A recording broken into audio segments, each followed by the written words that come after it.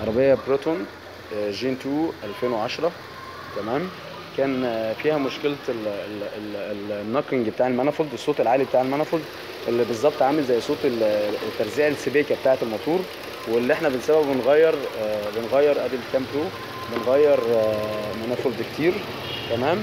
الحمد لله بفضل الله تم عمل العيب واصلاح صوت دلوقتي حاليا زي ما حضرتك سامع.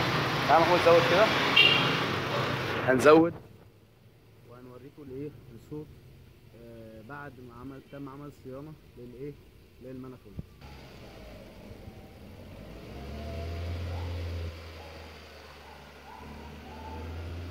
ده كان فيه بس يا حوده، ده كان فيه النوك